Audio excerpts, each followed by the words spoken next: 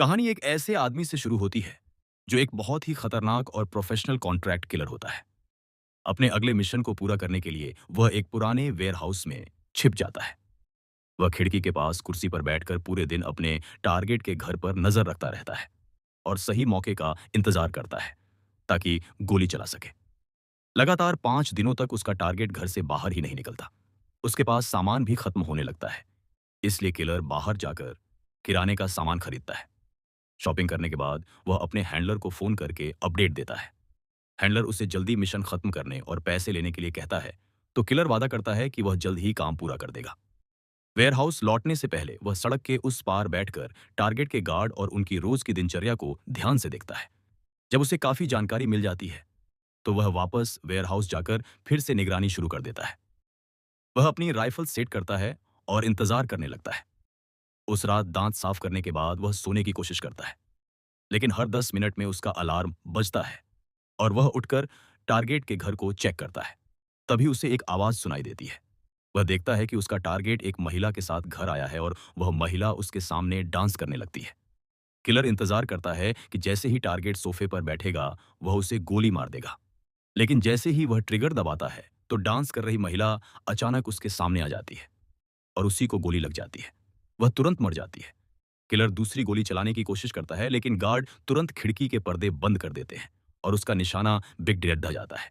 उसे समझ आ जाता है कि मिशन फेल हो गया है, तो वह तुरंत अपनी राइफल पैक करता है और उस जगह को साफ करता है और वहां से भाग जाता है। वह एक स्कूटर पर बैठकर निकल जाता है। पुलिस को भटकाने के लिए रास्ते में अलग अलग चीजें फेंकता जाता है। आगे जाकर वह स्कूटर छोड़ देता है और पैदल चलने लगता है। वह अपना हेलमेट नदी में फेंक देता है और एक छोटी किराने की दुकान के बाथरूम में घुस जाता है। वहां वह अपनी दाढ़ी शेव करता है और कपड़े बदलता है और खुद को पूरी तरह साफ करता है ताकि कोई सबूत ना रहे। फिर वह एक कैब बुलाता है और सीधे एयरपोर्ट चला जाता है। एयरपोर्ट पर वह अपनी राइफल कूड़ेदान में फेंक देता है और टिकट खरीदने के लिए लाइन में लग जाता है। लाइन में खड़े रहते समय उसे एक पुलिस डॉग उसे घूरता हुआ दिखाई देता है। घबराकर वह फिर से वॉशरूम में जाकर खुद को साफ करता है। फिर वापस लाइन में आकर नकली नाम फेलिक्स एंगर से टिकट खरीद लेता है। प्लेन में बैठते ही उसके हैंडलर का फोन आता है। हैंडलर गुस्से में उसे मिशन खराब करने के लिए डांटता है। किलर फोन काट देता है और फोन को तोड़ देता है। प्लेन में उसे एक आदमी शक भरी नजरों से देखते हुए दिखाई देता है। लैंडिंग के बाद वह आगे जाने की बजाय दूसरा टिकट खरीदता है, लेकिन वही आदमी फिर एयरपोर्ट पर दिख जाता है। उसे समझ आ जाता है कि कोई उसका पीछा कर रहा है। वह अपनी फ्लाइट अगले दिन तक टाल देता है और एक होटल में कमरा लेकर दरवाजे पर गिलास लगा देता है। वो पूरी रात हाथ में चाकू लेकर इंतजार करता है, लेकिन कोई नहीं आता। अगली सुबह वह डोमिनिकन रिपब्लिक में अपने घर लौट जाता है। घर पहुंचकर वह देखता है कि गेट के पास पैरों के निशान और जली हुई सिगरेट पड़ी है। उसे यकीन हो जाता है कि कोई यहां आया था। वह तुरंत बंदूक लेकर अंदर जाता है। फर्श पर खून देखकर उसे समझ आता है कि घर में हमला हुआ है। घबराकर वह अपनी गर्लफ्रेंड को फोन करता है, लेकिन वो फोन नहीं उठाती। वह तुरंत अस्पताल पहुंचता है और देखता है कि उसकी गर्लफ्रेंड कोमा में है और उसका भाई वहां मौजूद होता है। उसका भाई बताता है कि एक आदमी और एक औरत दोनों किलर घर में घुस आए थे और उसे ढूंढ रहे थे। जब वह नहीं मिला तो उन्होंने उसकी गर्लफ्रेंड को टॉर्चर किया। किसी तरह वह बचकर निकल पाई और उसने देखा कि हमलावर हरे रंग की टैक्सी में भाग गए। किलर अस्पताल में तब तक बैठा रहता है जब तक उसकी गर्लफ्रेंड होश में नहीं आ जाती। अब जब उसे होश आता है, तो वह बताती है कि हमलावरों ने उससे उसके बारे में बहुत पूछताछ की, लेकिन उसने कुछ भी नहीं बताया। अपनी गर्लफ्रेंड की हालत देखकर किलर बदला लेने का फैसला करता है। उस रात वह घर जाकर अपने छुपे हुए हथियार निकालता है। अगले दिन वह पूरे शहर में हरे छत वाली टैक्सी ढूंढता है, लेकिन पूरे दिन में कुछ नहीं मिलता।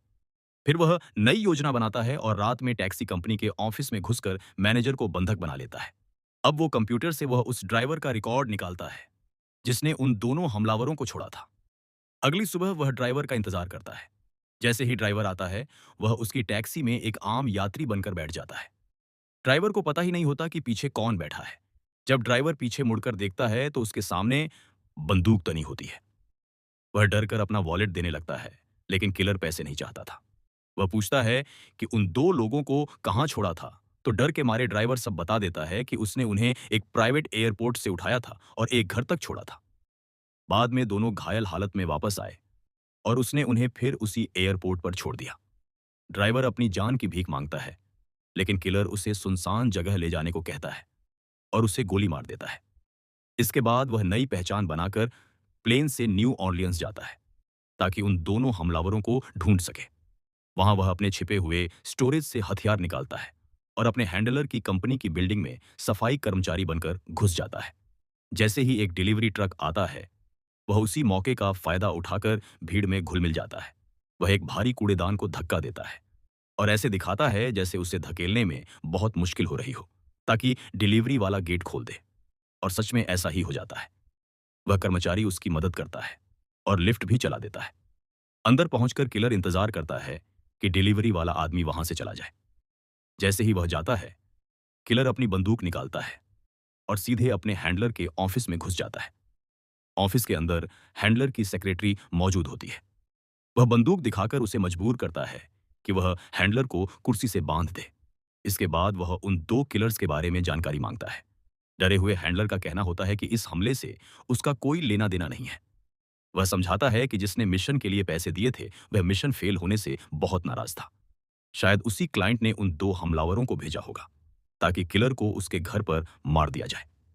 लेकिन जब वह घर पर नहीं मिला, तो उसकी गर्लफ्रेंड ही निशाना बन गई। हैंडलर उसे चेतावनी देता है कि वह शहर में वापस न आए और सलाह देता है कि वह नई पहचान के साथ कई सालों तक कहीं गायब हो जाए। लेकिन किलर उसकी बात को नजरअंदाज कर देता है।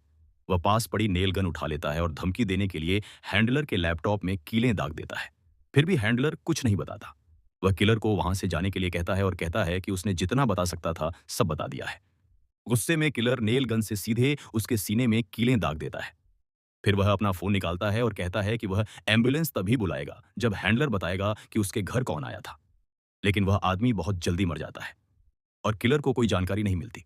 निराश होकर किलर सोचता है कि अब वह कोई भी ढील नहीं छोड़ सकता। उसे लगता है कि सेक्रेटरी को भी खत्म कर देना बेहतर होगा, क्योंकि कोई सबूत छोड़ने का कोई मतलब नहीं है। लेकिन सेक्रेटरी तुरंत समझ जाती है कि वह क्या करने वाला है और तुरंत उसे एक सौदा ऑफर करती है।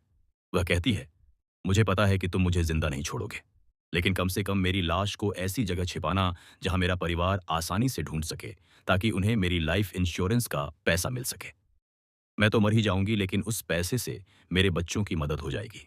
इसके बदले में वह उन दोनों किलर्स की असली पहचान बताने का वादा करती है। उसकी सिर्फ एक शर्त होती है, उसके बच्चों को इंश्योरेंस का पैसा मिलना चाहिए। अगर उसकी मौत को एक हादसे की तरह दिखाया जाए, तो क्लेम आसानी से पास हो जाएगा। किलर इस बात पर सहमत हो जाता है। वह उसके हाथ खोल देता है और उसे खड़े होने देता है। इसके बाद वह अपने बॉस की लाश को प्लास्टिक में लपेटता है और उसे कूड़ेदान में डाल देता है। पूरा ऑफिस साफ करने के बाद वह सेक्रेटरी के साथ उसके घर जाता है। रास्ते में वह बार बार अपनी जान की भीख मांगती है। मैं तुम्हारी हर बात मान लूंगी, बस मुझे छोड़ दो। लेकिन किलर उसकी बातों को अनसुना कर देता है और जब वह अपने गैरेज का दरवाजा खोलता है, तो सेक्रेटरी आखिरी बार मदद के लिए चिल्लाने की कोशिश करती है और उम्मीद करती है कि कोई सुन लेगा, लेकिन कोई नहीं सुनता। किलर कार गैरेज के अंदर ले जाता है।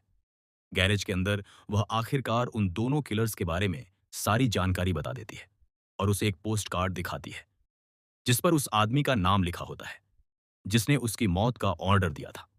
जैसे ही किलर को सारी जानकारी मिल जाती है, वह उसका गला मोड़ देता है और उसे सीढ़ियों से नीचे धक्का दे देता है ताकि ऐसा लगे कि वह फिसलकर मर गई। इस तरह उसकी मौत को एक दुर्घटना माना जाएगा और उसके बच्चों को इंश्योरेंस का पैसा मिल जाएगा। घर से निकलने के बाद किलर उस स्टोरेज यूनिट में जाता है जहां उसने अपने हैंडलर की लाश छिपाई थी। वह लाश को पूरी तरह जला देता है। उसी रात वह राख को एक पुल पर ले जाकर हवा में उड़ा देता है और किसी को भी कोई शक नहीं होता।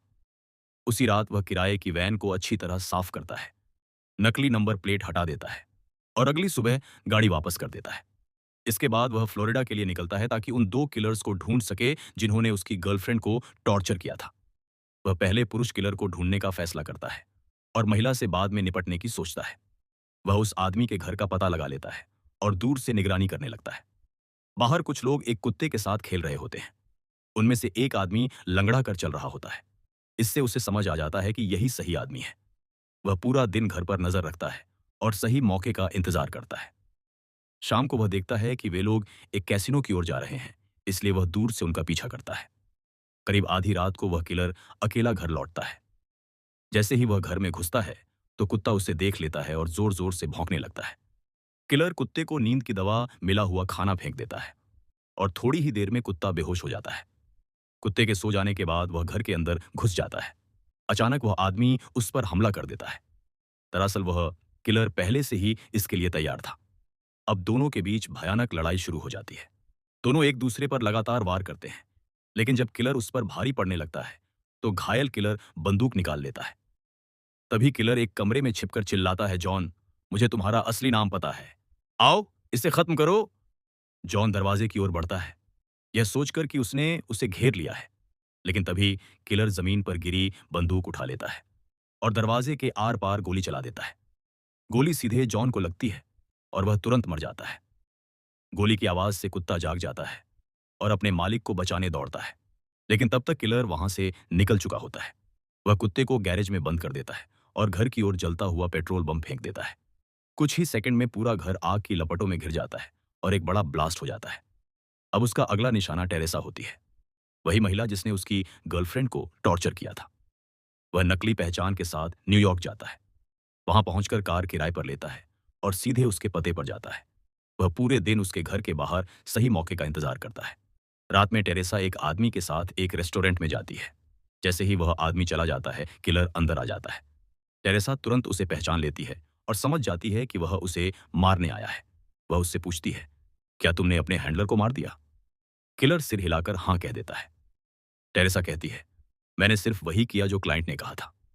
मुझे तुमसे या तुम्हारी गर्लफ्रेंड से कोई निजी दुश्मनी नहीं थी। मैं टॉर्चर के खिलाफ थी। मुझे सिर्फ तुम्हें मारना था। लेकिन जब तुम घर पर नहीं थे, तो मेरे पार्टनर ने तुम्हारी गर्लफ्रेंड को टॉर्चर करना शुरू कर दिया।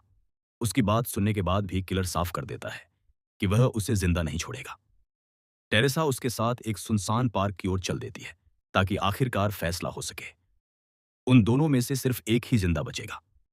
सीढ़ियों से उतरते समय टेरेसा फिसलकर गिर जाती है और मदद के लिए हाथ बढ़ाती है, लेकिन किलर उसकी मदद नहीं करता। वह उसे गोली मार देता है और उसका शरीर सीढ़ियों से लुढ़कता हुआ नीचे गिर जाता है। उसे पता नहीं होता कि टेरेसा के हाथ में एक छुपा हुआ चाकू था। वह कभी भी उस पर हमला कर सकती थी। इसके बाद किलर तुरंत वहां से निकल जाता है और शिकागो की फ्लाइट पकड़ लेता है। उसका आखिरी लक्ष्य उस क्लाइंट को मारना होता है जिसने उसके खिलाफ यह सब करवाया था। कुछ रिसर्च करने के बाद उसे पता चलता है कि वह आदमी बहुत ही अमीर है। इसका मतलब यह था कि उसे मारना इतना आसान नहीं होगा। इसलिए वह क्लाइंट के घर के बाहर सही मौके का इंतजार करने लगता है। एक दिन जब वह आदमी अपने गैरेज से कार लेकर बाहर निकलता है, तो किलर एक आम राहगीर की तरह व्यवहार करता है और जल्दी से अंदर घुसने की कोशिश करता है। लेकिन दरवाजा लॉक होता है। वह तुरंत उस लॉक की फोटो ले लेता है और यह पता लगाने की कोशिश करता है कि उसे कैसे खोला जा सकता है। इसके लिए वह एक खास क्लोनिंग डिवाइस ऑर्डर करता है जो एक्सेस की को कॉपी कर सके। इसके बाद वह बैंक जाता है और अपने सारे पैसे जेफरसन नाम के एक अकाउंट में ट्रांसफर कर देता है। फिर वह एक लोकल डीलर से बंदूक खरीदता है। जब क्लोनिंग डिवाइस आ जाता है, तो वह उसी बिल्डिंग के जिम में एक सेशन बुक करता है जहां क्लाइंट रहता है। वह एक क्लीनर से चुपके से उसका की कार्ड चुरा लेता है और उसकी कॉपी बना लेता है। उसी दिन बाद में वह नकली एक्सेस कार्ड का इस्तेमाल करके बिल्डिंग के अंदर घुस जाता है और सीधे क्लाइंट के अपार्टमेंट तक पहुंच जाता है। क्लाइंट उसे बिल्कुल भी नहीं पहचानता और पूछता है, तुम कौन हो और यहां अंदर कैसे आए? किलर को लगता है कि वह झूठ बोल रहा है, इसलिए वह पोस्ट कार्ड निकालता है जो सेक्रेटरी ने उसे दिया था, जिस पर उस हिट ऑर्डर का नाम लिखा होता है। जैसे ही क्लाइंट उस पोस्ट कार्ड को देखता है, उसे तुरंत फेल हुए मिशन की याद आ जाती है और उसे समझ आ जाता है कि सामने खड़ा आदमी कौन है। वह कहता है, इस सब में मेरा कोई हाथ नहीं है। जब तुम्हारा मिशन फेल हुआ तो मैंने सोचा कोई बात नहीं, गलतियां हो जाती हैं, लेकिन तुम्हारे हैंडलर ने जिद की कि गलती पूरी तरह तुम्हारी है। वह आगे कहता है, उसने कहा कि तुम्हें सजा मिलनी चाहिए। उसने मुझसे और $1,500 मांगे ताकि वह तुम्हें मरवा सके और सारे सबूत मिटा सके। तब किलर को पता चलता है कि पूरा प्लान उसके हैंडलर ने ही बनाया था। वह अपने आदमी के मिशन फेल होने से बहुत गुस्से में था और उसे डर था कि अगर किलर जिंदा रहा तो कहीं वह उसके बारे में सच ना बता दे। इसलिए हैंडलर ने खुद ही उसे मरवाने की योजना बनाई थी। क्लाइंट बार बार कहता है कि उसने कभी उन दो किलर्स को नहीं भेजा था। कुछ देर तक उसकी बात सुनने के बाद किलर को उसकी बात पर यकीन हो जाता है।